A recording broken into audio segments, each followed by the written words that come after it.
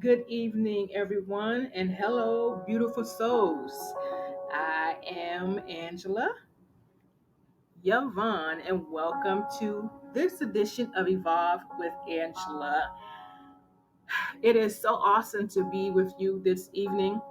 Thank you so much for taking out your time to join me and my guest today. I am so honored to have this person with me. Um, I think that he's absolutely super fantastic, dynamic.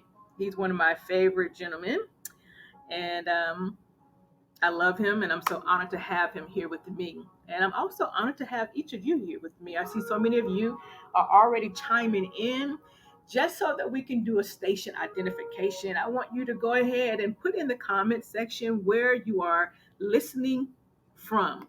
If you don't mind doing that, just let me know where you're listening in from. I would like to know where we are reaching, how far our audience is going. I would greatly appreciate that. And while you all are doing that, I'm going to invite you all to follow me on Instagram if you have not already done so.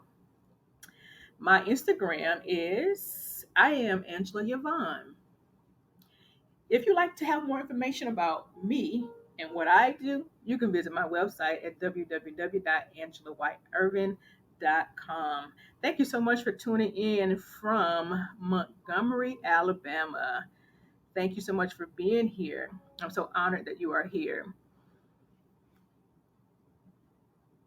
I see my guest is in the building with me, and I'm not going to take up a lot of the time, a lot of the space as I normally do.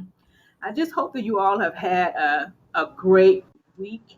I hope that your week has been good and that you went through and you're going through your full moon experiences. I know we got out over a retrograde a few weeks ago, and it was tough for a lot of us. We had to do that shadow work, had to go within and examine ourselves. I hope you took the time to do that, and I hope now you're honoring nature. We have to be connected to nature. Those that are spiritually awakened and spiritually are in tune are connected to nature. So, without further ado, I'm going to have my guests come on the line with me. Again, if you're just not tuning in the comment section of this, go ahead and put down where you are listening from. I have invited my guests to join me on the platform. Can you hear me? I can hear you. Can you hear me? Yes, I can hear you very well. Perfect. Thank you so much for joining me today, this Thank you evening. so much for having me. It is an You absolute are welcome. pleasure and honor. I You really, are very welcome to be here. It is an honor to have you here. I normally go through a lot of like it's just like some big announcements and things like that, but I'm not going to do that today because I want to give you as much time as we can allow for you to just for us to have this conversation about the awakening generation or the awakened generation. yeah. Actually, I don't really believe that this generation, the people that I'm seeing now, some have been in religion, they were asleep, but then there's a large mass or majority of them that have never ever been unconscious. They just didn't fall for the program. They didn't fall for the matrix. You know what I mean? They never just decided to be a part of the matrix. They knew something was not right and they began to research and study like I did. I studied my way out of religion. It cost me a lot of pain and, you know, tears, crying, anger, but it was well worth it was well worth going through all of that. So I don't regret the experience. I'm grateful for the experience and the opportunity. So, Andrew, I'm going to ask you if you would please just introduce yourself to the audience, to the listeners. Certainly, certainly. Okay, so good evening, everybody. My name is Andrew McKee.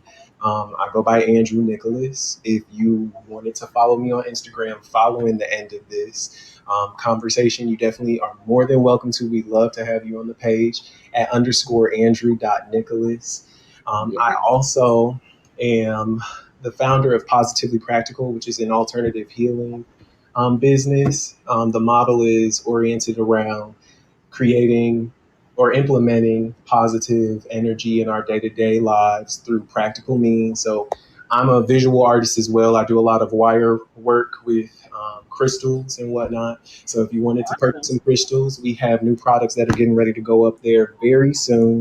Right now, we've been all wiped out. So Oh, uh, awesome. new stuff going up very soon. But I digress. Oh, that's As I awesome. Totally awesome. Do you have a website? I do. So I actually have, as of right now, taken it down momentarily just until we get restocked. But it will Okay. be right back up, and the link will be accessible through my Instagram page. So definitely keep your eyes out for that. That page is positively.practical, and with that, you should be able to gain access to it. But I Okay. digress again. So I go by Andrew Nicholas. I'm an holistic wellness advocate and artist, visual performance based. I'm based out of Milwaukee, Wisconsin. So I hope everybody's having a great evening. I wanted to jump into some of what you had said already, just as far as, us being in a generation that is waking up from. Wait, wait, wait. I want to give you some, we got to give you some claps for that. Everything you just said, we got to just like stop and applaud you for those things. Well, we're not going to cut up today. So, okay, now we got that out of the way. Oh, look, Shay. Oh, how beautiful. Um, Oh, much love all the way out there in Los Angeles, the city of Yes. Angeles, California. We love to see it. It's nationwide, it's worldwide. But I Yeah. digress. Okay, so I wanted to jump into I'm really excited. I'm gonna provide the forewarning. My brain might kind of bounce a bit just because I'm super excited, and the topic that we're discussing today is super intriguing and super rousing for me. Um, Mhm. I'm very passionate about it. So we're going to jump in with Generation Z to talk about Generation Z. Generation Z is a label that has been applied to a specific demographic of young people, Mhm. spans from mid 1990s, so 96, 97 through the early 2010s, so 20 right around like 2012, 2013. And Mhm. so that is, we've noticed a shift in the thinking. I don't know if people have recognized, even on a social basis, things have Yeah. started to become much more inclusive. They Mhm. started to become much more empathy based and oriented. And I think that that is what is leading people away from old conventional means of connecting, both with others and themselves. Um, what I can say, what I attribute to that is a number of things. It's interesting because I think that, um, so less on the energy side and more just on, the facts of reality side. We have technology. People are becoming more capable of connecting with people that come from walks of life that don't at all reflect or mirror their own. And so, Mhm. whenever you're exposed That's to good different right there. ways Yes. of thinking and different mindsets, it naturally exposes you to a certain level of consciousness that you didn't have before. You didn't think about your way of operating or your way of connecting um, as limited until you come across something else that shows you, hey, there's an alternative means of doing this. So Mhm. I think that technology is majorly um, to be credited, or is definitely something that should be credited for kind of heralding in this new age of just expanded consciousness and awareness. I also think in recent times, specifically with the pandemic and the way that it has forced people to go inside and to Mhm. not just inside physically, I'm not just talking about within their houses, but into their internal space, into their temple, within themselves, and having to do the work.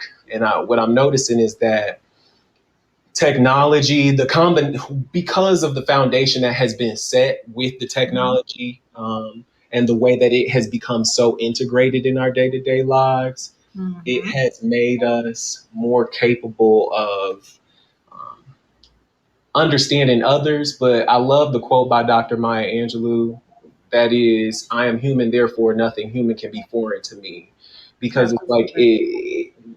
we definitely are entering into a space where people are less um, disillusioned with the differences, and they are Hmm. more so um, aware of their humanity and how that is what connects them to everything else. Um, Yeah.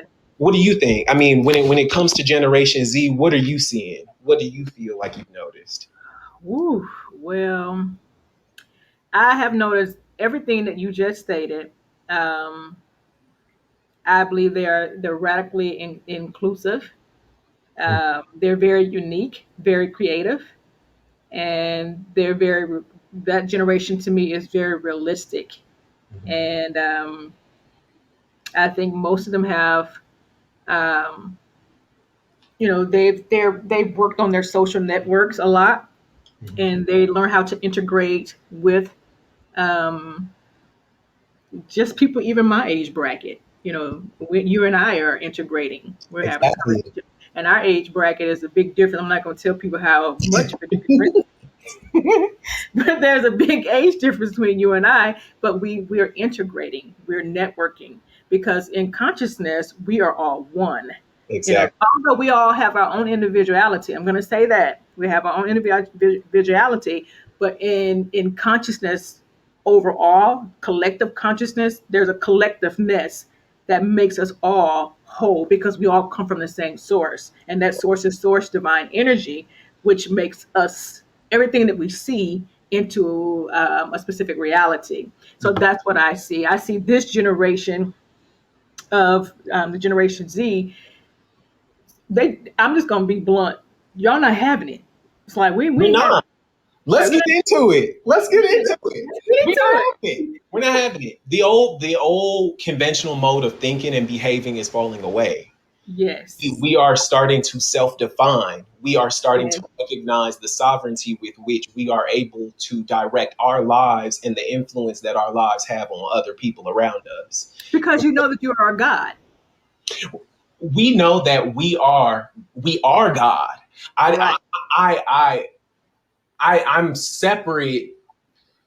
It's not even, I recognize that God is in me. God, Mm-hmm. therefore, I am what I come from. Do you know Absolutely. You have to be. How can the source how and that exactly. Go ahead. anything that has life, anything that has breath has been, I mean, anything that's in this reality, period, has Mm-hmm. come from the Most High. There's Yes. no ifs, and, or buts about it. That goes without saying, just by virtue of you being, the fact that you are conscious at all, the fact that Mm-hmm. you are aware of anything at all, highlights that you are from source. Something that I think that's super beautiful and an idea that I've been really doing research on and contemplating is just like, like people will ask, why did all of this come to be? How did all of this come to be? And Mm-hmm. something that has really struck a chord with me, it's just the fact that, or just the idea, first, the fact that Most High is consciousness, period. But Mm-hmm. then take it a step further and recognizing that Most High is love.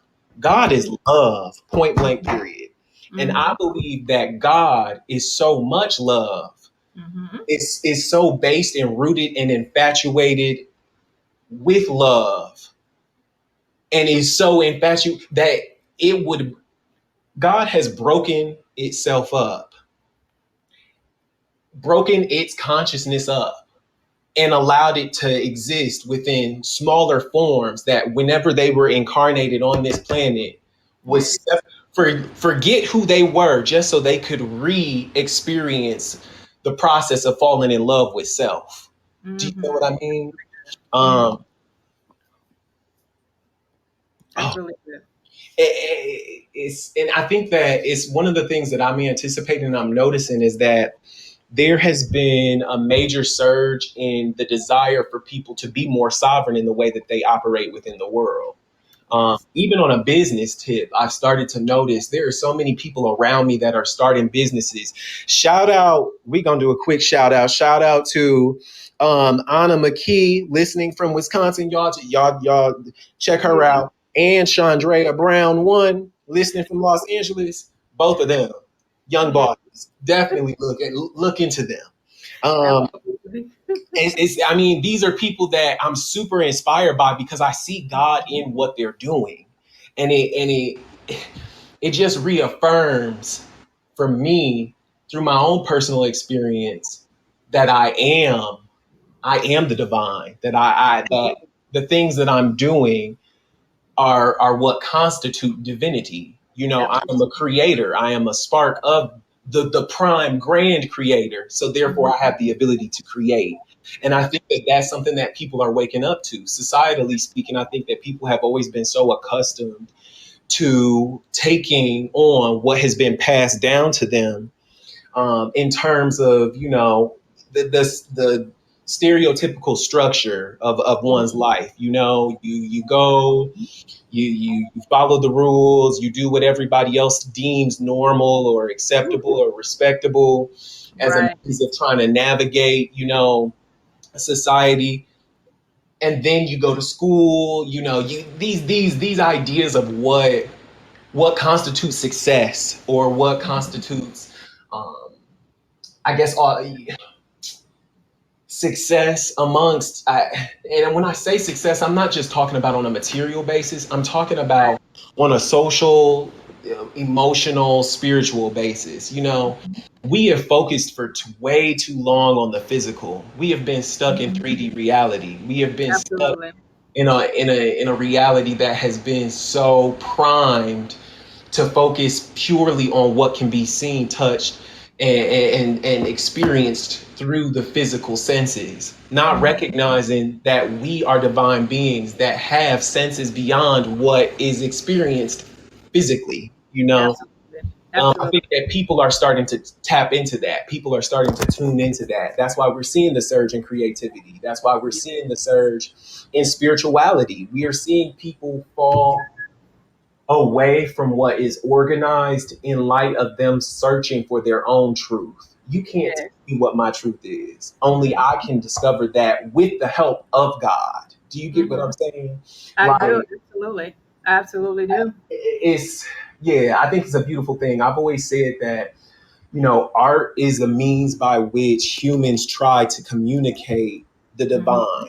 Absolutely. It's a divine language that we're not always able to fully comprehend when we're approaching it from a human lens. Mhm. People can Mhm. express emotions and ideas and provide information that's not necessarily intelligible on an intellectual basis, but on a spiritual or on an emotional one. So a painting can speak to your spirit in a way that somebody explaining something can't. And it's because there Yes. is divinity latent within that form that speaks to you, speaks to the God in you, speaks to the divine that you are. And it Mhm. resonates and it causes an emotional rousing. That's why you Mhm. experience emotion, right? I mean, as of right now, too, again, with the empathy, I think that even ties into the surge in art as well. People want to connect. Yes, People they want do. to feel connected. People want to feel like they're in tune, and like we are a collective, because at the end of the day, like you said earlier, we are a part of a collective.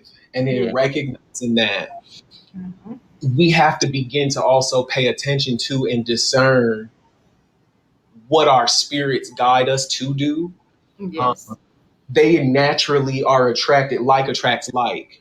So you naturally are going to be, you'll naturally find yourself being drawn to people that are beginning to recognize their sovereignty, that are beginning Mhm. to tune in to the recognition of our collective consciousness, to the recognition of our inability to ever really truly be separate. We are all connected. I am you, you are me, we are Absolutely. source. Absolutely. Uh, Absolutely.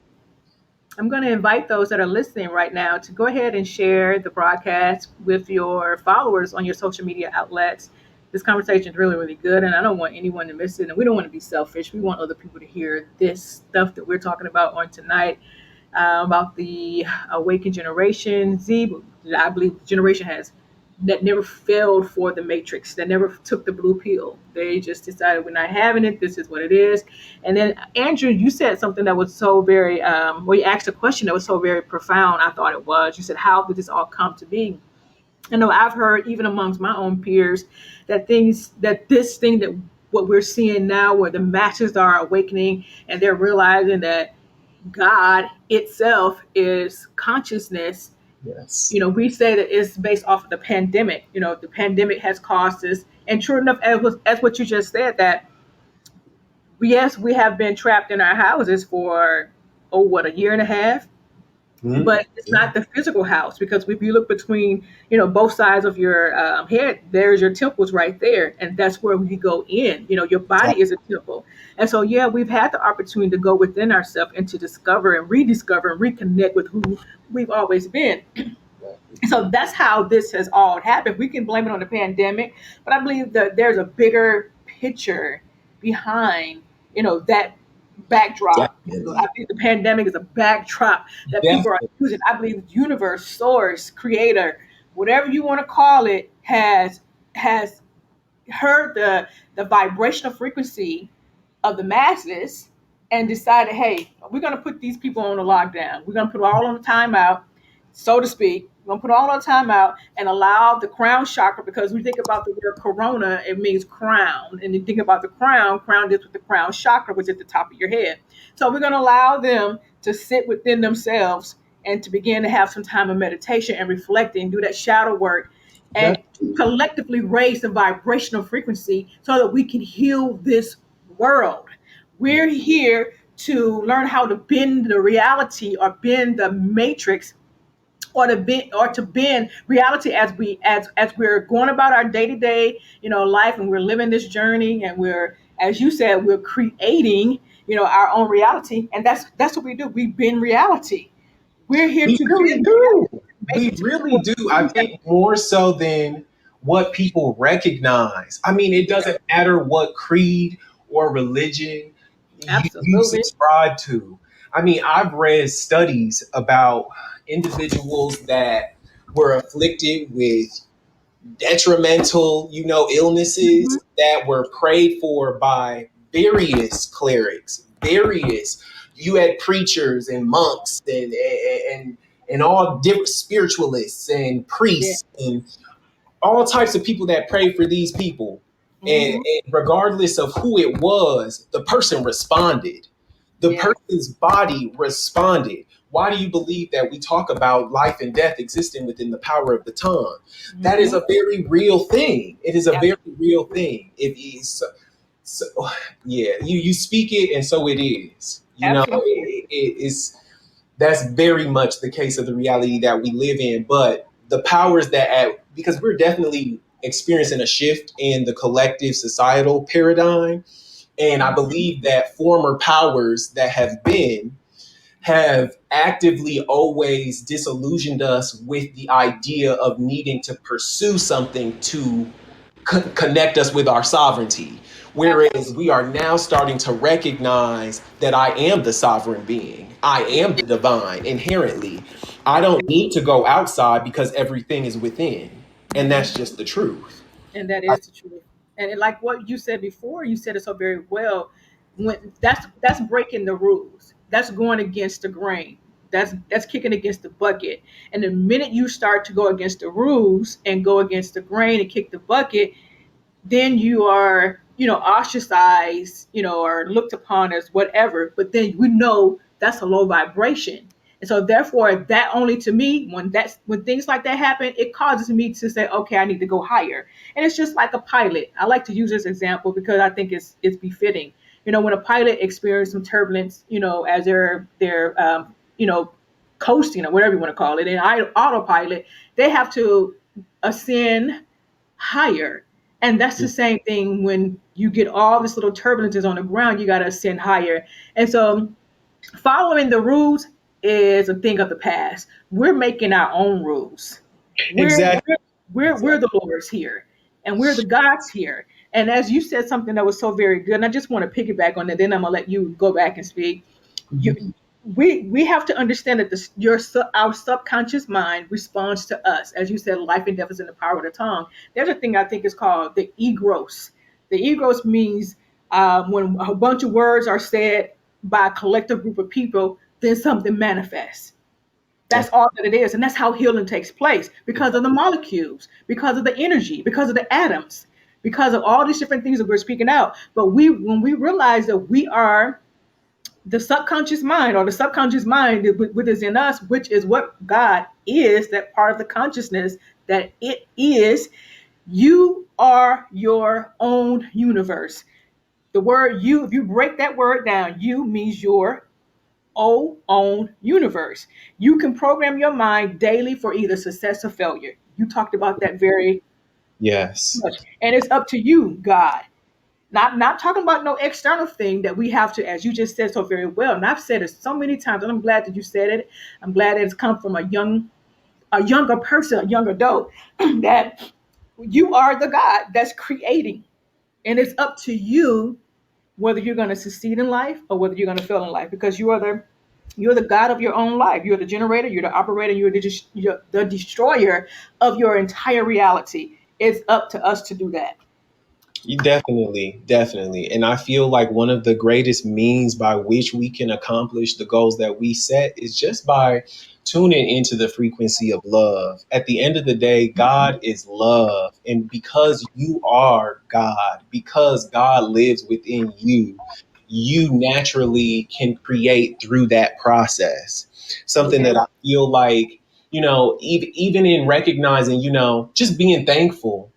Gratitude is so deeply connected to love, and then the more that you orient yourself around that type of frequency, the more that's what's drawn to you. So even whenever you feel ostracized, even whenever you feel like you've been set apart in a negative way, or you've been made a pariah, you recognize that based on where you're at, you have enough love for yourself to accept that Yeah. that's somebody else's response. And it is in no way a reflection or evaluation of your inherent worth or who you are or what type of person you are, whether or not you're divine, because you are tuned into the love of self.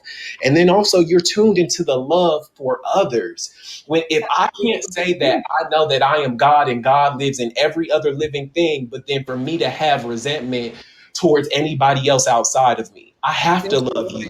I have to love you. I have to extend that grace. I have to extend that love, because if I looked at you and treated you or felt like I needed to now love for self definitely it will dictate, separation at times. 100%. In order for you to sustain what's going on within yourself, what's happening within your own specific journey, oftentimes you may have to separate. But yeah. separating with love, I think, is so important, because I think that the more that you're able to love on people outside of you, the more you're able to love on yourself. And I Mhm. think that the more that you're able to love on yourself, the more in tune you become with the God within. That Yes. I feel like the idea of binaries is starting to come to a close, and the Hmm. people that still subscribe to them will with time find themselves ushered, either they'll reject the idea of unity, um or they will and choose to stay within a program or within the matrix that is comfortable to them, or they will begin to recognize that I can have my what I believe, I can have what I feel, and it not be a threat, or it not be an undermining of what you believe, because we're two beautifully different individual beings. And Hmm. in that I see God. In that, Yes. because I recognize that God is so much larger than I could ever have the capacity to begin to conceptualize. I recognize that the God within me, the fact that I am made of the same molecules and the same minerals as stars and trees and Hmm. mountains, shows me that I am something greater than what, whenever I came into this life, I initially had the capacity to understand. So naturally, by recognizing the magnitude of God, of divine, of the creative source, I have to recognize that you would be different than me. And I have to love that you would be different than me. Because by Mhm. loving your difference, I'm loving God and therefore loving myself because we are the same. Absolutely. And it's a choice to be different. I choose to be different. I choose to be different. I choose to, you know, work on me in a way that causes me to be different. Doesn't mean that I'm better, doesn't mean I'm beneath, but it just means Exactly. I'm different. And Exactly. it's a choice. Because I believe that if we're all the same, then how can the world benefit from us? If everybody is just the same. So being different is a choice, and we choose to not to fit in the program. We've made a choice, and I think it was a very intelligent decision to do so and to rise up to the occasion and to step forward. You know, to step out of the off the ledge or to step off the shore and go Definitely. into the deep. I think it was a choice, and it's okay to make a choice to be different. So, for those Definitely. that are listening tonight, I hope you understand that, about vibrating higher, making a choice to be different, that it's okay to do that. And if that's what you are doing right now, I give you kudos. I give you your accolades because we know that being different is, I'm going to speak for me. I don't know if you can identify with this too, Andrew, I that being do. different, it takes boldness to be different. It does. It takes boldness not to go along with the crowd, not to be hurdled or to be corralled or to just go along with the flow with the program. It takes courage and boldness to do It that. does. And to Mhm. not and to go with the crowd is a bastardization of your birthright. Come on, You, Andrew. you cannot, it does not make sense for you to come into the world knowing that you came with you came through a specific family, you came with a unique culture, a unique background. Nobody will ever be able to be you. You got to be you because everybody else is taken. I don't know how else to put that. Yes, I It, said that. Yes. it doesn't it is literally you giving up your superpower, and it is limiting. But I think that to a certain degree, I think that again, certain powers that be within society, um, I think actively benefit from sheeple. There's a Hmm. benefit to being able to manipulate the masses. And Yes. so we will use whatever devices we have at our disposal, or rather, they will use whatever devices they have at their disposal to ensure that what we are doing is suppressed. But the Hmm. thing is this has already been preordained. This is all going to this is not something that's unfolding. This has already happened. The Yeah. work was already finished before a measure of an action had begun.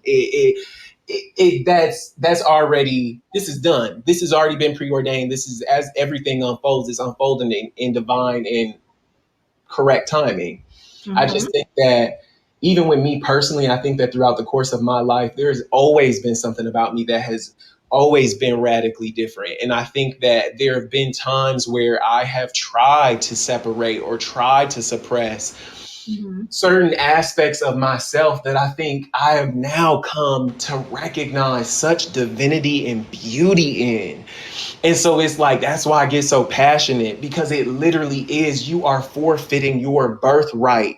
You Yes. came into this world capable of being anything that you decided that you wanted to be, that you recognized resonated with the signature of your soul. And it's funny because I remember I was talking to a friend of mine and this came out of my mouth, and she immediately was like, "You need to write that down."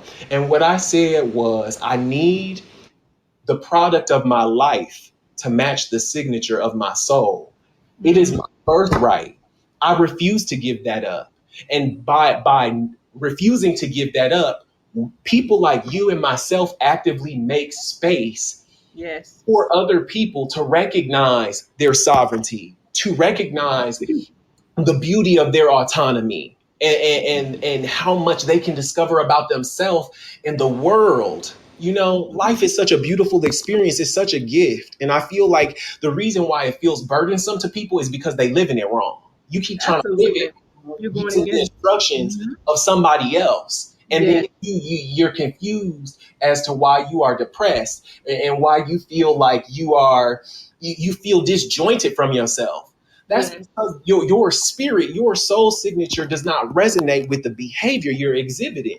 And you Absolutely. feel that whenever you get Absolutely. done doing all of the stuff everybody else does, and Hmm. you come home and you fall back into the sacred space that you've created, and you reconnect with the truth of your soul signature, when it's when what you've done is in alignment and when it's not. And it's Absolutely. important for us to heed that, because for Hmm. so long we have lived in a time where people predicated success or appropriateness or attractiveness in Hmm. terms, and I'm saying this about behavior, characteristics, all of that. It has all been rooted. How do I put that? It has all been based and oriented around conformity. I mean, for ages, this has been the norm. And now what's starting to happen is individuality is starting to become the foundation of Hmm. success. It's starting to be connected to how we internalize and understand success. Um, and you see it again. You see it even now in Generation Z specifically. We have TikTok. We have all of these things that are propelling people into their own sovereignty. That is Yes. propelling people into their own self-established success, and all they're doing is being them. They didn't have to. That's the illusion. That is the lie. The lie is that you have to somehow doctor up what you are, who you are, how you Hmm. act, especially naturally. I'm saying naturally now. Like what naturally comes to you, what you're naturally inclined to do, you feel like for some reason that's not enough, but it's only one you. Baby, Yes. that doesn't make sense. It's only one you. You can't do you wrong because you are you. Right. So when Absolutely. you're really being you, success will naturally, abundance will naturally be attracted to you. That's Hmm. something that I'm noticing. Like you said, with Generation Z, there has been this separation from conformity. You know, Absolutely. we don't want to go and work for somebody else for the rest of our life, and have the few years we have at the end of all of that to enjoy that. No, I am powerful enough and I am unashamed to say it. I'm Hmm. unashamed to stand in that knowing that I am powerful enough, and it is my divine birthright to be able to create whatever it is that I want to create within this reality for Hmm. myself by my Absolutely. means. Absolutely. I totally agree. I totally agree. I think you've answered one of the questions we were going to ask tonight, and that is, why did you choose this path? So I think you said that in a nutshell. You've said so much on tonight, and so many different nuggets that we can take from this. I want to highlight one of the things that you did talked about that you did mention about forfeiting your birthright, and that you came into earth to be what you want to be. Do you believe? Well, I don't really want to use the word belief, but the word sin, to me, when I hear that word that you just said, or that statement that you just made, I often tell people, especially when they misuse the word sin as though it's an act. It's something that you're doing as an act in disobedience to a higher power or to God, and you're going to be punished for it. But Mhm. to me, sin is exactly what you just said, and you broke it down so very elegant. It's forfeiting your birthright. You came into the earth to be what you desired or designed to be. And to me, that reminds me of having a soul contract. You had a soul contract prior to coming here, and you selected the parents that you decided to come through based Literally, on a contract. And I so needed that to it. me is sin, because you're going against your own sovereignty. And that is a low vibration against your divinity or your divine self or your higher self. Well, the thing is I chose the reality that I can't, just like you said, I Yes. chose it because I knew that when I got to earth, when I incarnated here and I Yes. forgot the full magnitude and scale of what I am, I needed certain environmental factors to be placed within my reality in order to nurture and cultivate what is my true soul signature. It, Yes. it yeah, I guess I don't, period. I'll just put a period behind it. That's exactly right. I, Listen, yeah. yeah, that was good stuff, man. That was really good stuff. So, I mean, you talked tonight and you said you have discovered many things, but you've talked about some of the things you discovered. I know about what this generation is discovering, not just you, but the generation is Hmm. discovering about their divinity, their sovereignty, God, that they are God. What are some other things that you can share with those that are listening that have been discovered along your journey regarding your divinity? So I think that one of the most major things that I'm starting to realize is like divinity is inherent. It's not something that you strive for. Mm-hmm. Um, and that's on all accounts. Even whenever, you know, outside of the realm of even spirituality, something that we were saying earlier in my brain threw a pin in that. What was I getting ready to say? Oh yeah, just the idea of like giving up your birthright and sinning against yourself. That is how I interpret sin. I think sin Mm-hmm. is any action that you willingly choose to engage in whilst knowing from your internal self that it is not in alignment with you, with your highest Absolutely. truth. That is Absolutely. what I interpret Mm-hmm. as a sin. Um, and that so we could take it, we can remove that's the thing is like I am so beyond like I've gotten to this point where I'm starting to recognize that there is no structure, there's no specific way to do anything. There's no Absolutely. specific way to what it the right way is the way that is natural and intuitive to you. Trust that. Absolutely. Even if we were talking about relationships, when you around something and you feel it and you like, something about this don't feel right, just something in my, you have to, when you choose to ignore that and still continue to move forward, you are setting your highest self back. Your highest self is actively working within this life to be fully realized, for you Mm-hmm. to walk in full alignment with that. So it's like in general, with family, with friends, with relationships, I mean, with your relationship with yourself, when you're doing certain things and they in alignment or they not. You know what I Yeah. mean? So it's just like it's really about what I started to learn is like not to overthink it and just to flow, but be Yeah. authentic in the way that I flow, and to be Absolutely. authentic in the way that I communicate and reflect with myself. You know what Mm-hmm. I mean? Um, Mm-hmm. That's you very good. truly you are your own worst, and you can be your Yeah. own worst enemy if you allow Yes. yourself to be.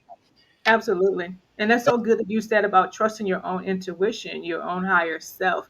And that's part of coming out of the matrix and breaking out of the program. You're learning how to retrust yourself again, especially if you were in the matrix. Now, for those that have never been in the matrix, that may not apply to you, but it could apply. It could apply to you if you were in an environment, as far as your family structure, where you were not what is it? What's the word I'm looking for? You were not encouraged to trust your own decision making, Ex- to where you second guess everything that you're doing, and you're going against, like you said, your higher self, and you're going against your own tuition.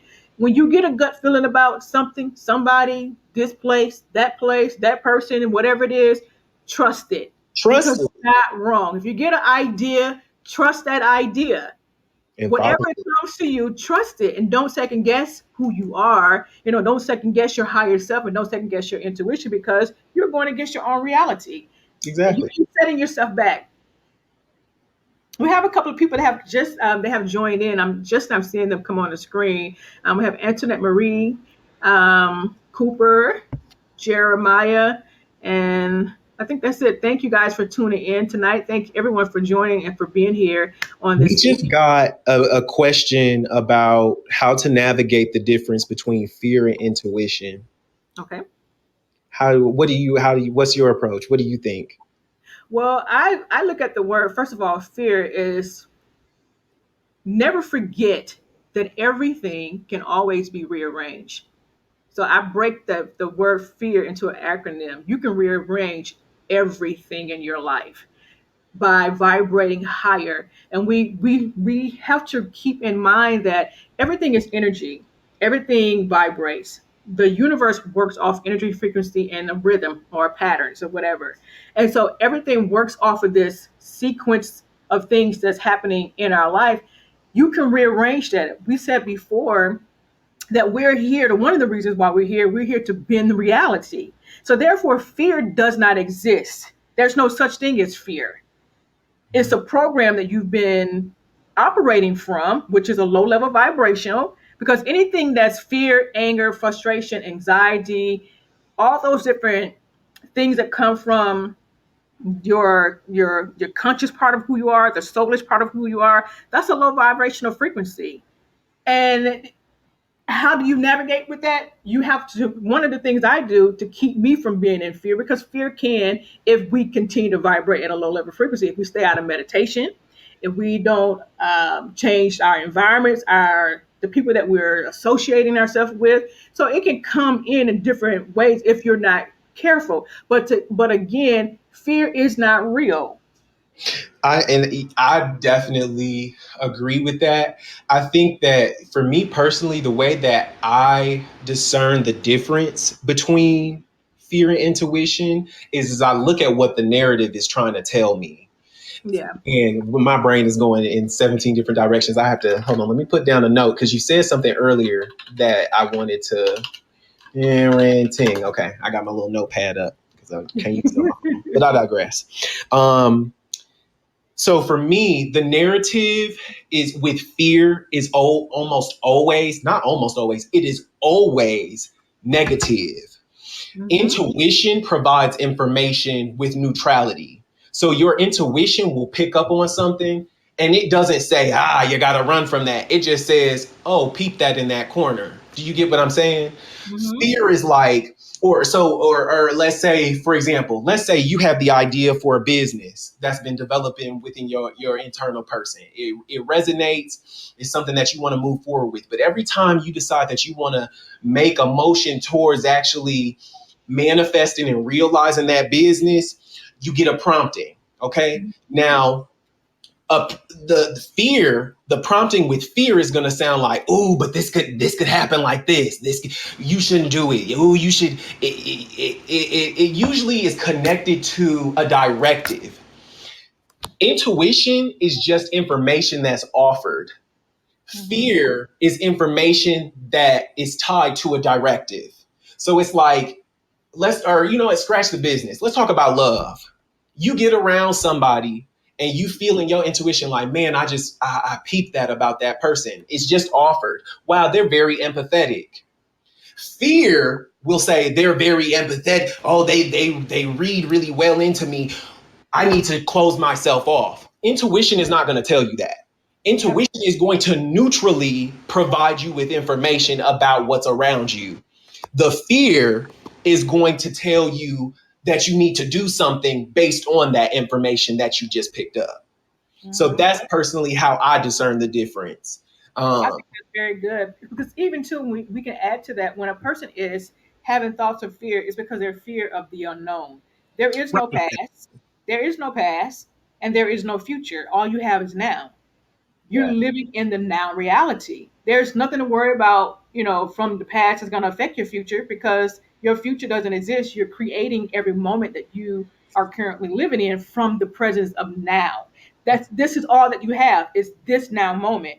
So to worry about a fear, again, just to coincide with what Andrew said, I'm going to repeat it again. It doesn't exist. It's just the thoughts that we have about a future event that's unfolding for us that we don't have control of. We have exactly. control over every situation, because again, we're the ones who are the Lord, the God, over our own reality. We're the ones who's in control here. You are the God that's in control over your own universe. So therefore, what are you afraid of yourself? When I think about that, will we be afraid of us? Yep. And that's because when we don't know who we are, then we can say, oh, well, I'm afraid. But then you have to go within yourself and begin to reconnect with source, sit in your time of meditation, sit in that time of silence, and connect back with your oneness, Hmm. and align yourself back to the divinity that you are and your sovereignty. You are a sovereign being in the earth.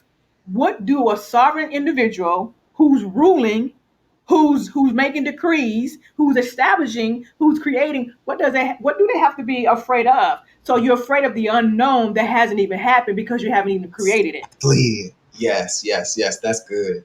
That's good. It's the lack of presence that I feel is what causes people to develop intense anxiety.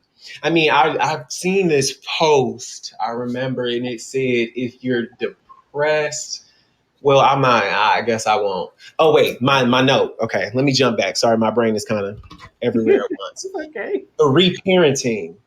Something that I've noticed based on the whole how do you navigate the difference between fear and intuition? I think that is such a profound question. It And I, really and I is. say that because of what we're starting to see. There's this huge rise in rhetoric around mental health, mental wellness, mental awareness. And I Hmm. think that a lot of that is because people are starting to recognize that their minds have shaped their reality. Oh, yeah. Reality is objective. Your Mhm. reality, I mean, if I have a cup in front of me, that cup could either be the worst thing in the world or it could be an apparatus for drinking water and for sustaining me. Mhm. I am the person that makes the distinction. It is my perception that dictates what that thing is and how it's going to use and how it's going to be used and relate to me. But a Yeah. lot of this is one, and to the mental health point, I'm starting to see a lot of rhetoric around reparenting. And I think that it is tied to that whole concern about, or the inability to distinguish intuition from Mhm. fear.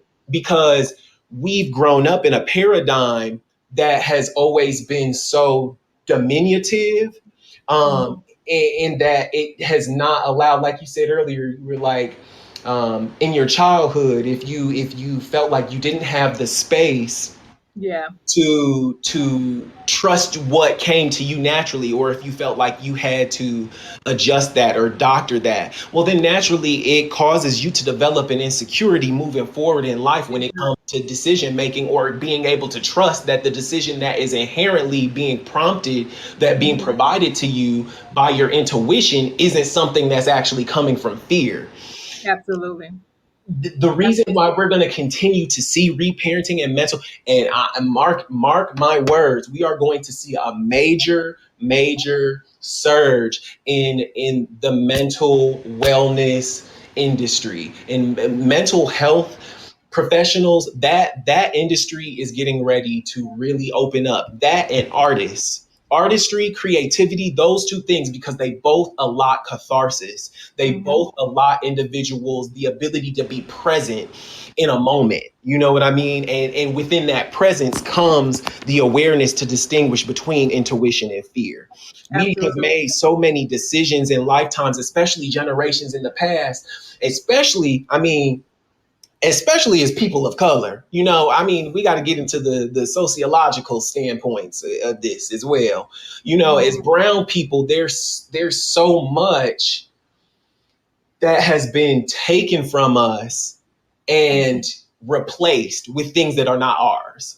Mhm. And on the basis of that, we have naturally developed a fear of what is us and what is our own and what comes from us. Mhm. And in that, as we continue to develop, yes, economically, socially, yes, we're not where we once were. But I think mentally, my concern for us as a community, and something that I'm noticing, is that we are in major need of that reparenting, where, because our parents came from that and their parents came from that. Absolutely. This inability to trust themselves, Absolutely. That's very um, true. That's very true. I totally agree with you on that 100%. And I do believe that we're seeing now where the parents, or the children are having a parent to parent. And I mean, that doesn't take anything away from the parent, but it is what it is. Because going back to what you just said, when a child is the child's ability to make a sound, conscious decision, intelligent decision, critically thinking decision for themselves is taken away, it causes damage. And I believe that's a form of psychological abuse.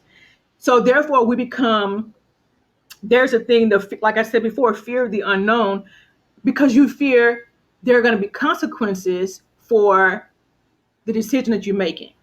So Hmm. I'm afraid to step out because what is going to happen? I'm going to be punished for it. And that's a form of psychological abuse and it's a form of trauma. That is what we're dealing with in some of the generations that we're seeing again, because what you just said so very well, we were done like that, the parents were done like that, and so it's passed on generation to generation to generation, and it has become a form of abuse psychologically to where the child cannot even express their creativity, they cannot express their artistic ability. And I tell people this all the time: the way that you know that you've done parenting well is by your child's self-esteem. I don't care if you've given them houses, cars, scholarships, what stocks, bonds. It doesn't matter. Rings, watches. If you leave them $20 million in a will, but if their self-esteem is damaged, you have not done a good job as a parent. And the crazy thing is I think that something that I've started to recognize is, again, I am human, therefore nothing human can be foreign to me. I've started to look at people less from the standpoint of what their title is within the matrix and more Oh so yeah, they are absolutely. just objectively. That is a person at the end of the day with their entire unique experience, with their entire unique life and background. And there are things about them that I will never fully know, I will never fully comprehend. And on the basis of that, and I don't have to, because Right. I love them.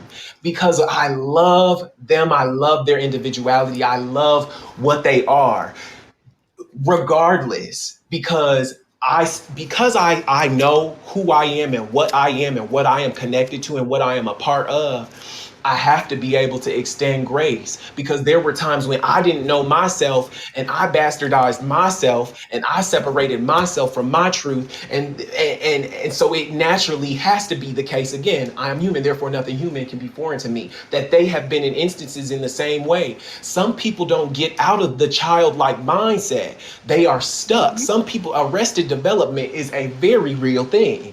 There It are is. people that are stuck in a specific mode of thinking and they cannot come out of it. I don't want to say that they cannot, because I believe they can do anything that they set their mind to.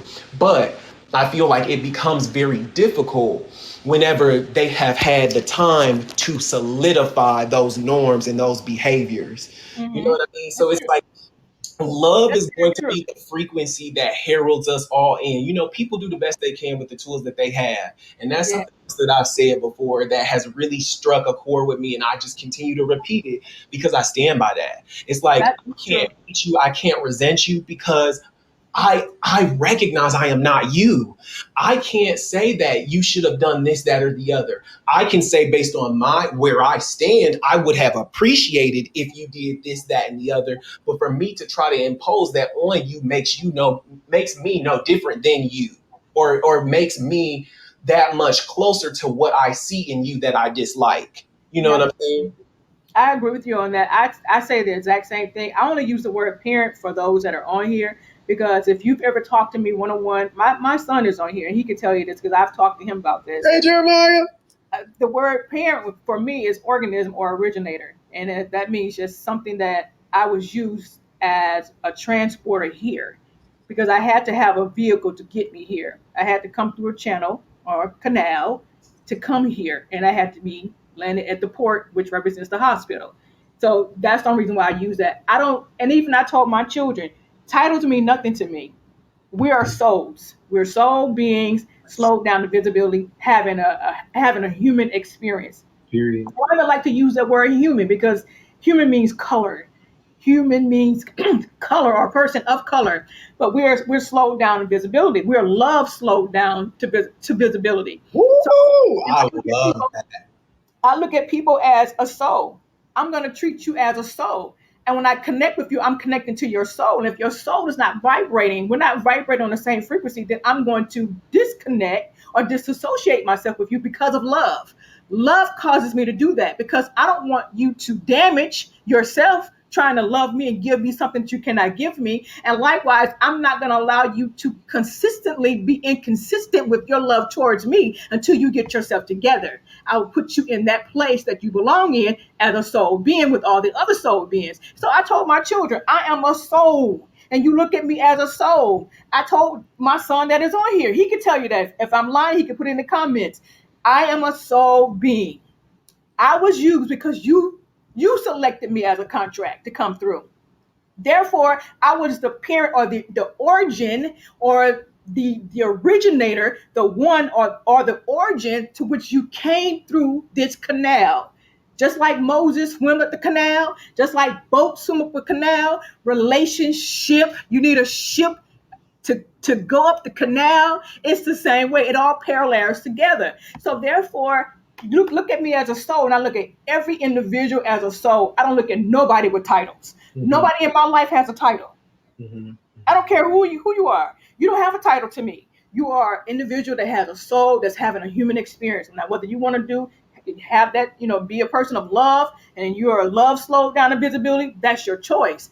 But I've grown to a certain place in my life and on my conscious journey to where things don't affect me anymore. Exactly. Exactly. You Exactly. you don't have that much. So because we've given things and people power that Yes. don't otherwise have power, and Yes. I've taken my personal power Yes. from the places that I thought had the power. I haven't. I'm the one that's in control. So I agree with what you said. I just said that just for people that are listening, because perhaps maybe they can identify with that. But I'm with you 100% about the soul thing, and I don't do titles at all. So And what I love about what you just said too was just that, by removing the label, it's me showing yes, love to you and it's me yep, showing love to me. And it's showing absolutely. love to me because now without the expectation, people are only hurt. Buddhists False believe that expectations. the source of suffering is desire. Yes. I could agree completely. It's the fact Mhm. that you desire a specific type of behavior or response from a specific person because you've labeled them this and thus applied an expectation that they would behave in a specific manner that causes the suffering. When Yep. you take a step back and recognize that person at the end of the day is just a person doing the best they can with the tools they have, it Absolutely. frees you. It frees you and it frees the person because now Absolutely. they don't have to feel shamed or guilty because that's what it is. Everybody just wants love. People, there are Absolutely. things that in the wee hours of the night people think about and it haunts them, and Mhm. those are things. And this may have been these people are people that ultimately, I guess, all that to say, because I don't want to ramble. I just feel as though, in the grand scheme of things, if I don't place an expectation on you, then I can't be disappointed. If I recognize that you are capable of doing anything, then even if you do nothing, I'm not upset because doing nothing is doing something. And I've already made it apparent to myself. I've already set the expectation up for myself that you can do anything, even if anything is nothing. You know, I'm not placing the mandate on you anymore. There's no, and I save myself. I save myself the hurt. I save you the guilt. I save you the disappointment. I save you the hurt because all that is hurt too. I'm gonna give you the space to be whatever it is you in your heart feel like you are supposed to be and are. Not supposed to be, but are. I'm gonna give you that because I want you to do the same thing for me. I think that a lot of times it's really just about, that's the thing. People that are heralding in this shift, they experience a dark night of the soul. They experience moments where it's very radically, I don't want to say, I'm gonna say jarring, not disturbing, but jarring to come to the realization that at the end of the day you are sovereign. It's a very scary thing when you've been brought up in a society or in a construct that has always tried to make you dependent on things from external sources, validation, support, whatever it is. it's very jarring to realize like, wow, I'm sovereign, because within the recognition of that sovereignty, you also recognize the responsibility to create what it is that you know resonates with your soul. Now, on one hand, that responsibility can be a liberating thing, or it can be a constricting thing, and I think that's what dictates how people vibrate or experience ascension within the way that they vibrate. It's like, I either have to be combative and I have to repel certain things away from me because I feel, or I can recognize, like, at the end of the day, you're not near me unless my attention is on you. Do you know what I mean? I don't know. Just my hello, hello. Yes, yeah, I can hear you. Okay. Yeah, that person becomes totally irrelevant. You know, you're unless I give you my attention, you're irrelevant to me. Yeah, And and it's from a place of, again, it's all about love. You know, my mama has always told me. I remember she told me years ago that I was a love child, that I was her love child, and Mhm. that's something that, it's a name that I have close friends that have used that with me too, and that's really the key. I really do, in the pit of my person, believe that love is the key, and it can sound cliche, but if it sound cliche, there's something that you might want to reevaluate within yourself. And Yes, personally absolutely. speaking, I feel like, love truly is the key. And It really It yeah, really is. It really is. And when you love, as you said so very well, when you love and you vibrating at that highest frequency, because love is the highest frequency that vibrates. Love and sexual energy, those are high frequencies. Love vibrates at 482 megahertz. So therefore, when you love at that vibration, you're not looking for it from someone else. So therefore, there's no attachment. There's no expected outcome exactly. because you are love. So You're I'm not looking for you to give me something. I am that. I'm going to vibrate on that frequency. So therefore, then someone's emotional inconsistency, you won't become addicted to their highs and their lows. yes. Yes. They're temporary highs. They're temporary highs. You won't become addicted to that because you don't have an expected outcome. It is Exactly. what it is, and whatever happens, happens. It was supposed to happen. Yeah. So, Yep. guys, we've been talking over an hour, and it has been so good. And I hope you guys have enjoyed it as much as I have. Um, I don't know if we have any other questions from anyone that's listening, and if you do, you can put them in the comment or the messaging part here section here, and we can answer the question. If not, then we're just going to wait maybe like 30 seconds to see if anyone has a question that they want to ask.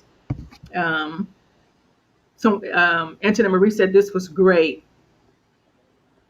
Thank you so much for saying that. We really appreciate it. It was a great conversation for me too. I It enjoyed it. was. I I really enjoyed enjoyed this. This is, I really thank did. you, thank you, thank you, thank you, thank you for inviting me and having me come You're on. This is, welcome. it's the love that I have for you. I love you. I'm so appreciative of who you are, and how you are choosing to move ahead of what is outdated. Um, it's a calling that people hear, but few answer. Yeah. Um, and so I would be remiss to not take a moment to honor you in all Well, of thank this, you. because Well, thank you're you. a powerful being. You are very powerful, and I love that. It reiterates to me, and I'm sure everybody else that's on here, what they are capable of. Sometimes it may be daunting to hear something that seems almost like radical, but it's really not radical. It's just foreign to people. It's Yeah. something that's not really prevalent. But with time, it's becoming that, and you are an agent of that becoming prevalent. So, honor to Wow. you. I love you. Thank you so much. I really appreciate that. That made my day. Thank you so much for saying that. That was really good. That was really good. We have some people saying they love the conversation, and people are requesting about sharing the broadcast. Yes, please go ahead and share. Share with your audience, your social media network. because this is a conversation I know that people need to hear this. They need to hear one of the things that has been highlighted so much tonight is love. The key word is love.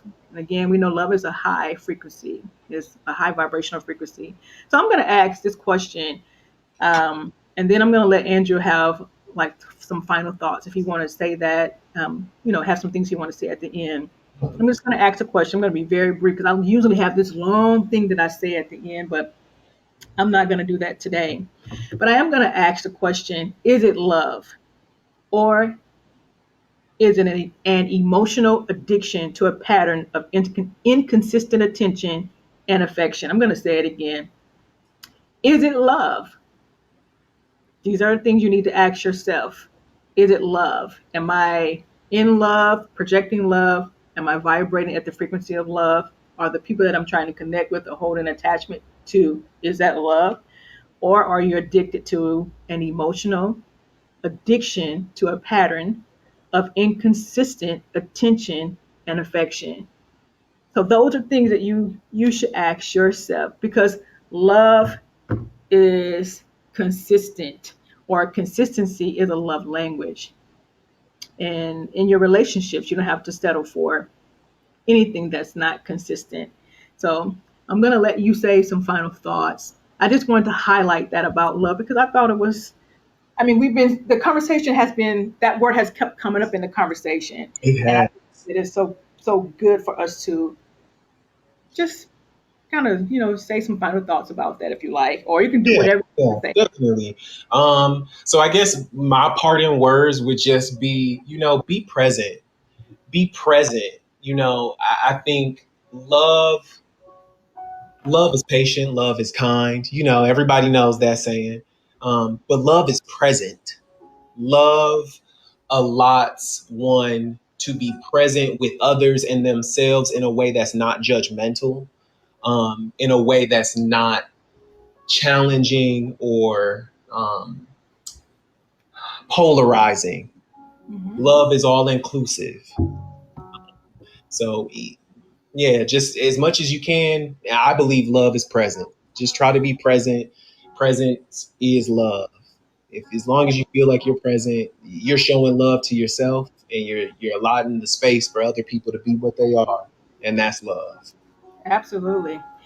And finally, love is you. You are love itself. You are love slowed down to visibility. And if it wasn't for that love, we wouldn't be able to experience the reality of who you are and what you are constantly or consistently creating for us. And so we appreciate you. I appreciate you. Evolve with Angela, mind, body, and soul. We appreciate you for just being who you are, for just showing up, for being present, for standing out of the crowd, for not following, for not being an echo, but being a voice. That's so appreciative in the time that we're living in. And just want to say again, thank you, Andrew, for being here with me. Thank you for everything that you shared with the audience on tonight. Thank you for being so open and transparent and sharing from the wisdom that you've obtained from Source. Thank I you. really love you and I appreciate you and appreciate everything that you stand for. And I'm here to support you in any way that I can on your journey. And hopefully one day we can have you come back again and you can share again with the audience. And hopefully I get a chance to bring my son, maybe you and Jeremiah can come on it together. And Definitely would love that. I would definitely be open and down with that. Jeremiah that's my guy. All of my children are important and special to me. With Jeremiah, he and I, we talk a lot about conscious things. Yeah, Quite he's when back. I say every day, every single day. It's not a day go by that we don't talk about something that deals with consciousness. Mm. I hope he doesn't be upset for me saying that, but I've always talked about my kids and put my kids on a pedestal because I think that's important. I've always tried to do that. Some days I may not have gotten it right, but some days I've done a great job and I can pat myself on the back. Like I tell my kids, did you do a good job? Are you pleased with what you did? Yes, I'm pleased. Then pat yourself on the back then. Period. Salute yourself. So I'm patting myself on the back and I'm saluting myself. So thank you guys for being here with me. We're not going to hold up you from doing whatever else you need to do on this evening. And then to the next time, Until next time. I love Much you. love. I love you too.